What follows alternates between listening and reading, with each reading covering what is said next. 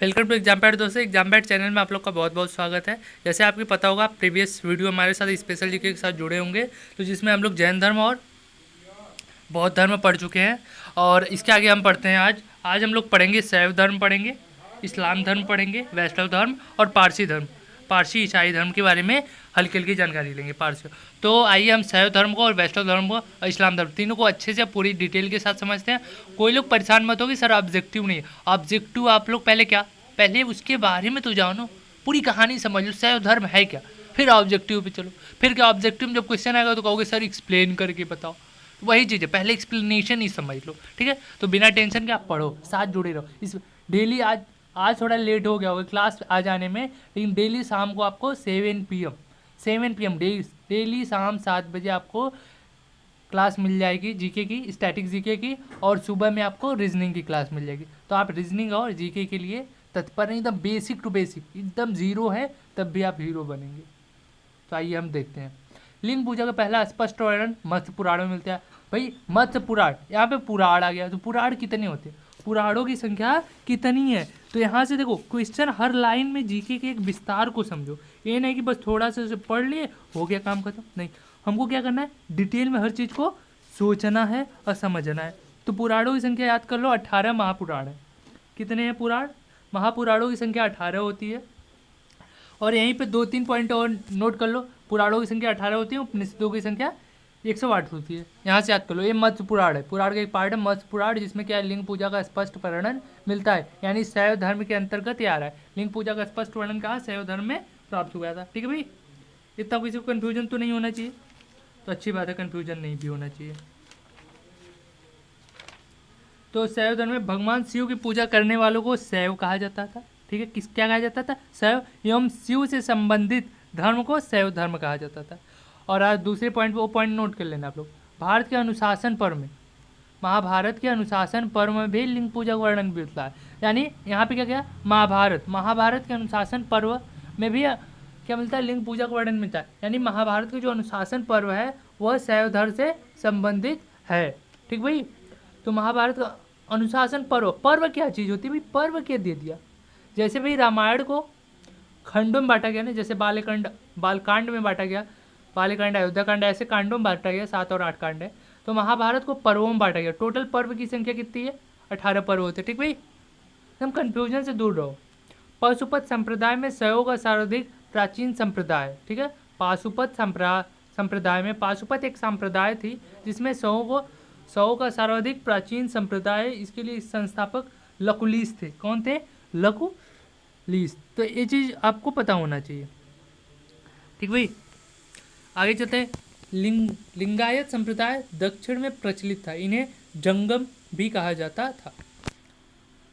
बसव पुराण में लिंगायत संप्रदाय के प्रवर्तक अल्लभ प्रभु को बताया गया। अब देखिए ऑब्जेक्टिव कैसे बन सकता है, पूछ सकता है बसव पुराण में लिंगायत संप्रदाय के प्रवर्तक कौन थे, पूछ दिया क्वेश्चन, क्या ऑप्शन देंगे। तो यहाँ पे बल्लभ प्रभु आपका करेक्ट ऑप्शन उस समय होगा। तो ऐसे मतलब यहाँ पे जो भी है ज़्यादा पॉइंट नहीं है, पॉइंट कम रखे गए हैं, लेकिन ऑथेंटिक रखेंगे। जो एग्जाम SSC हुआ, चाहे RRB हुआ, चाहे RRC हुआ, MTS हुआ, DRDO हुआ, लेखपाल हुआ, सभी के लिए। क्योंकि जीके भाई देखो, जिसको जीके पढ़ना उसको पहले समझना पड़ेगा जीके की लिमिट है। इसको किसी भी एग्जाम्स में अगर जीके आ रहा है तो आ सकता है, बेसिक टू बेसिक है इसमें से। ठीक है भाई, उसको समझना पड़ेगा इन चीज़ों को। 10वीं शताब्दी में मत्स्येंद्र नाथ के नाम संप्रदाय की स्थापना की, ने नाथ संप्रदाय की स्थापना की। नाथ संप्रदाय की स्थापना कौन किया था, अलोरा के प्रसिद्ध कैलाश मंदिर का निर्माण राष्ट्रकूटों ने करवाया था। ये चीज़ है शैव धर्म से संबंधित। चोल शासक का राजराज प्रथम ने तंजौर के प्रसिद्ध राजेश्वर शैव धर्म का मंदिर का निर्माण किया। चोल शासक राजराज इनका नाम था, प्रथम ने तंजौर में, कहाँ पे, तंजौर में प्रसिद्ध राजेश्वर शैव मंदिर का निर्माण करा था। अब पूछ सकता भैया राजेश्वर शैव मंदिर का निर्माण कहाँ हुआ था, तो तंजौर होगा। कौन करवाया था, चोल शासक राज ने। ठीक भाई, तो ऐसे क्वेश्चन पूछे जा सकते हैं, आपको पता होना चाहिए। ठीक है भाई, आते हैं हम नेक्स्ट पॉइंट पे। तो अभी वैष्णव धर्म स्टार्ट करने से पहले शैव धर्म के कुछ पॉइंट्स हम लोग जान लेते हैं, और कुछ पॉइंट्स हम लोग जान लेते हैं।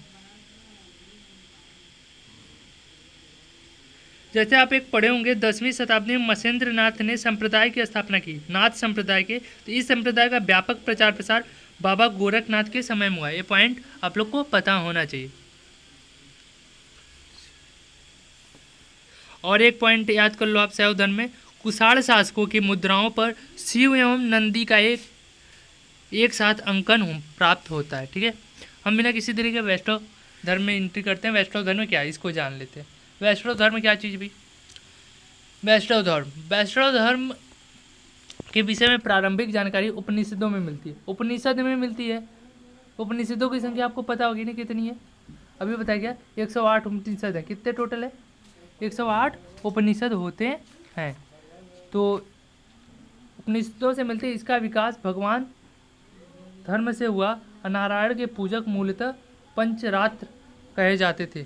अब पूछ सकता है वैष्णव धर्म में नारायण के पूजक क्या कहे जाते थे? मूलतः पंचरात्र। ठीक है, वैष्णव धर्म के प्रवर्तक कृष्ण थे। क्या वैष्णव धर्म के प्रवर्तक कौन थे? कृष्ण थे, जो वृषण कबीले के थे और जिनका निवास स्थान मथुरा था। इतना याद करना। कृष्ण का उल्लेख सर्वप्रथम छांदोग्य उपनिषद, ये उपनिषद का नाम है, में देवकी पुत्र और अंगिरस के शिष्य के रूप में हुआ है। वासुदेव कृष्ण का सबसे प्रारंभिक अभिलेखीय उल्लेख बेसनगर स्तंभ अभिलेख में पाया गया। तो ये पॉइंट याद करते हुए चलो, ज़्यादा नहीं, बस एक बार वीडियो को पूरी तरह देखो। ठीक है, फिर 10 दिन बाद उसके बारे में सोचो, नहीं याद आ रहा है वैष्णव धर्म के बारे में, फिर से एक बार वीडियो देख लो, कन्फर्म हो जाएगा, याद हो जाएगा। विष्णु के 10 अवतारों का उल्लेख मत्स्य पुराण में मिलता है। अब आप क्वेश्चन उठ सकता है, कोई भी पूछ सकता है बेसिक नॉलेज के लिए, भाई विष्णु के 10 अवतारों का उल्लेख किस पुराण में किया गया? तो मत्स्य पुराण में किया गया। किसमें? मत्स्य पुराण में किया। ये देखिए विष्णु के 10 पुराण, मत्स्य, कूर्म, वराह, नरसिंह, वामन, परशुराम, राम, बलराम, बुद्ध एवं कल्कि। गुप्त काल में विष्णु का वराह अवतार सर्वाधिक प्रसिद्ध था। समझे भाई? वैष्णव धर्म में ईश्वर को प्राप्त करने के लिए सर्वाधिक महत्व भक्ति को दिया गया। ठीक है भाई, ऑप्शन में दे सकते हैं। वैष्णव धर्म में ईश्वर को प्राप्त करने के लिए सर्वाधिक महत्व किस पे दिया गया? तो भक्ति को। नोट, भगवान विष्णु के सुदर्शन चक्र में 6 तीलियां थी। बहुत ही इंपॉर्टेंट है। भगवान विष्णु की सुदर्शन चक्र में कितनी तीलियां थी? 6 थी। प्रमुख संप्रदाय एवं मत एवं आचार्य। ठीक है, तो भैया पूछ सकता है कि वैष्णव संप्रदाय के आचार्य कौन थे? प्रमुख आचार्य कौन थे? टिक मारिए ऑप्शन का भैया। तो क्या करेंगे आप? वैष्णव संप्रदाय के लिए रामानुज, ब्रह्म संप्रदाय के आनंद तीर्थ, रुद्र संप्रदाय के बल्भाचार्य, सनक संप्रदाय के निम्बार्क। ठीक है, मत क्या है? विष्णुद्वैत, द्वैत, शुद्धाद्वैत, द्वैताद्वैत। ठीक है, तो सबसे जरूरी है आचार्य। इनके आचार्य, सभी धर्मों के संप्रदायों के आचार्य को आपको पता होना चाहिए इन चारों में से। ठीक है भैया, अब देखिए प्रमुख संप्रदाय एवं संस्थापक एवं पुस्तक उनकी। ठीक है ना, कुछ प्रमुख संप्रदाय हैं, जैसे क्या है? बरकरी के संस्थापक कौन थे? नामदेव थे। इनकी पुस्तक का उल्लेख नहीं है। श्री वैष्णव संप्रदाय एक है, जिसके अभी बताया गया। संप्रदाय के संस्थापक कौन थे? मूलक कौन थे? आचार्य कौन थे? रामानुज। रामानुज ने कौन सी पुस्तक लिखी? ब्रह्मसूत्र लिखा। क्या लिखा? ब्रह्मसूत्र। परमतार्थ संप्रदाय की संस्थापक रामदास थे। इनकी पुस्तक का नाम दासबोध था। राम भक्त संप्रदाय के रामानंद थे। इनका अध्यात्म रामायण पुस्तक थी। अब देखो नोट में लिखा है अंकोर वाट का मंदिर कंबोज के राजा सूर्यवर्मा सेकेंड ने बनवाया था। अब पूछ सकता अंकोर वाट का मंदिर कंबोज के राजा सूर्यवर्मा। अंकोर वाट का मंदिर किसने बनवाया? सूर्यवर्मा द्वितीय ने बनवाया। इस मंदिर का लगभग 10.5 फीट ऊंची भगवान विष्णु की मूर्ति है।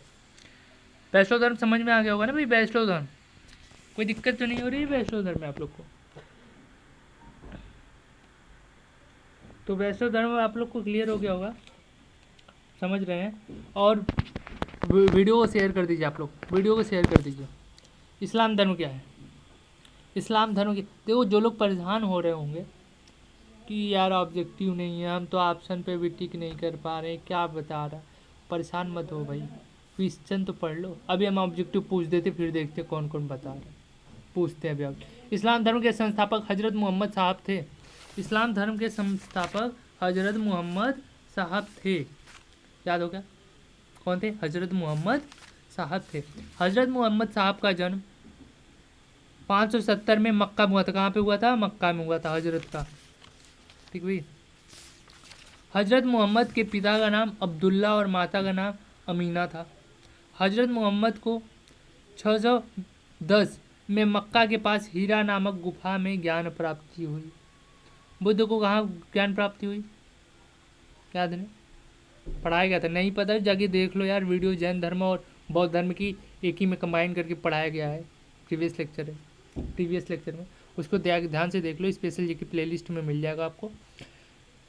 24 सितंबर 622 ईस्वी को पैगंबर के मक्का से मदीना की यात्रा को इस्लाम जगत की मुस्लिम सम्मत हिजरी सम्मत के नाम से जाना जाता है। हिजरी सम्मत समझ गए ना? मुस्लिम सम्मत किसको कहा जाता है। नेक्स्ट आते हैं हम पॉइंट पे। मोहम्मद की शादी 25 वर्ष की अवस्था में खजीदा नामक विधवा के साथ हुआ। देखिए, हम इस्लाम धर्म से क्वेश्चन उतने अधिक नहीं उठते एग्जाम से। SSC के एग्जाम से हुआ और आरबी में पूछ लिया जाता है, लेकिन SSC में उतने अधिक क्वेश्चंस नहीं आते हैं इस्लाम से। और जो वैष्णव धर्म से आ जाते हैं, उधर जैन धर्म बौद्ध धर्म बहुत इंपॉर्टेंट, तो उस वीडियो जरूर देखिएगा आप लोग। मोहम्मद की पुत्री का नाम फातिमा और दामाद का नाम अली था। देवदूत, ठीक है भाई, इसको तो आप देख लीजिए। और पॉइंट्स को, कुरान इस्लाम धर्म का पवित्र ग्रंथ है, ये पॉइंट इंपॉर्टेंट है। ठीक है।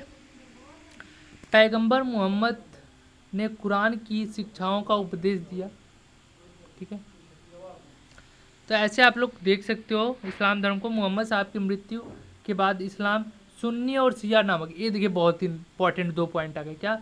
मृत्यु के बाद इस्लाम सुन्नी और शिया नामक 2 पंथों में बढ़ गया, 2 भागों में विभक्त हो गया। अब शिया कौन थे, सुन्नी कौन थे, ये जानना आपके लिए महत्वपूर्ण है। सुन्नी उन्हें कहते हैं जो सुन्ना में विश्वास रखते हैं। सुन्ना पैगंबर मोहम्मद साहब के कथनों तथा कार्यों का विवरण है। ठीक है, सुन्ना जीरो मत समझ लेना यार कुछ लोग। ठीक है, सुन्ना क्या था? पैगंबर मोहम्मद साहब के कथनों और कार्यों का एक विवरण था, जिसमें सुन्ना को स्पष्ट किया गया था क्या है, और सुन्नी उसी में विश्वास करते थे। समझिए। शिया अली की शिक्षाओं में विश्वास करते थे और उन्हें मोहम्मद साहब का न्याय सम्मत उत्तराधिकारी मानते हैं। अली मोहम्मद के साहब के दामाद थे। यहाँ पे देखिए स्पष्ट कर दिया जो पहले पढ़ाया गया था। ठीक है। अली की सन 661 में हत्या कर दी गई। अली के पुत्र हुसैन की हत्या 680 ईसा पूर्व में करबल इराक नामक स्थान पर की गई। इन दोनों की हत्या ने शिया के निश्चित मत के रूप में दे दिया। ठीक भाई, मनोबल और बढ़ गया शिया वालों। पैगंबर के मोहम्मद साहब के उत्तराधिकारी खलीफा कहलाए। पैगंबर मोहम्मद के उत्तराधिकारी को क्या कहा गया? खलीफा कहा गया। वो ऐसे देख लो इस्लाम धर्म को। अब यहाँ पे इस्लाम धर्म के देखिए पॉइंट इंपॉर्टेंट है।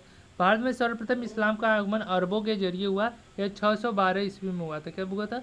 612 ईस्वी में अरबों ने सिंध जीत लिया और सबसे पहले भारत के इसी भाग में इस्लाम का महत्वपूर्ण धर्म बना। नजाम के दौरान मुसलमान मक्का की तरफ, भारत में नजाम के दौरान मुसलमान मक्का की तरफ मुँह कर खड़े होते हैं।